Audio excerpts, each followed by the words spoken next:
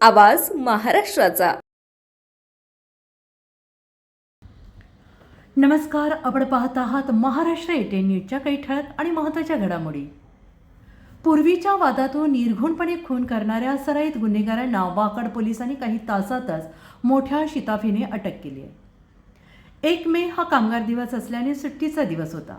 रस्त्यावर ये-जा कमी, त्यातच संध्याकाळी 5:45च्या सुमारास Aundh Ravet road spark street या सोसायटीच्या समोरील ब्रिजवर वाकड येथे एका इसमाचा खून झाल्याची माहिती मिळाल्यानंतर तात्काळ वाकड पोलीस स्टेशनचे वरिष्ठ पोलीस अधिकारी आणि वाकड गुन्हे शाखा पथक दाखल झाले. घटनास्थळी रेहान आरिफ शेख राहणार पिंपळे गुरव पुणे याच्या गळ्यावर तसेच मानेवर 3 मोटरसायकलवरून आलेल्या 7 जणांनी धारदार हत्याराने वार करून गंभीर जखमी केल्याने त्यास पुढील उपचारासाठी ॲम्ब्युलन्समधून रुग्णालयात पाठवण्यात आले.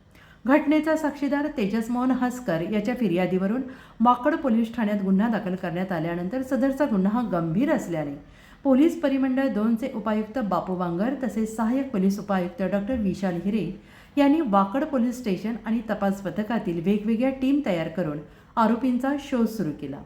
प्रत्यक्ष साक्षीदार, CCTV फुटेज आणि गोपनीय माहितीच्या आधारे सदरचा गुन्हा हा 3 मोटरसायकलवरून आरोपींनी केला असल्याची माहिती प्राप्त झाल्याने सदरचा गुन्हा गुन्हेगारी टोळीतील आरोपींनी पूर्वीच्या वादातून केल्याचं प्रथमदर्शनी निष्पन्न झालं.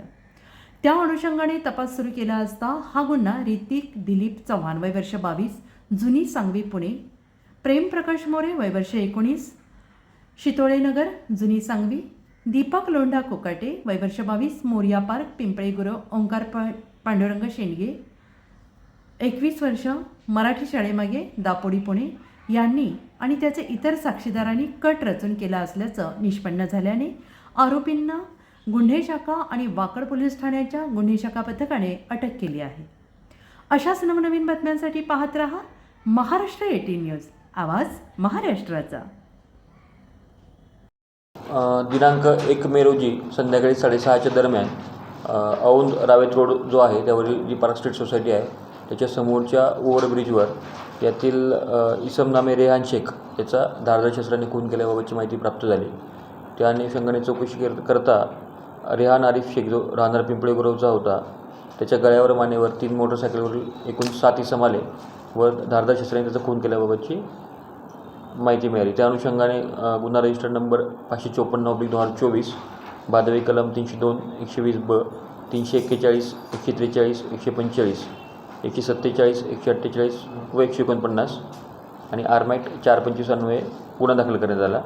याच्यामध्ये सर्व पिंपरी चिंचवड पोलीस आयुक्तालयातील गुन्हे शाखेची सर्व टीम्स प्लस पोलीस स्टेशनची तपास पथकाच्या टीम यांनी मेहनत केली आणि त्यामध्ये आरोपी नामे ऋतिक दिलीप चव्हाण राहणार ढोरे चाळ जुनी सांगवी, प्रेम प्रकाश मोरे राहणार शितोळेनगर जुनी सांगवी, दीपक कोकाटे राहणार पिंपळे गुरव पुणे, ओंकार शेंडगे राहणार दापोडी पुणे अशी 4 आरोपी निष्पन्न करून त्यांना सदर गुन्ह्यामध्ये अटक करण्यात आलेली आहे.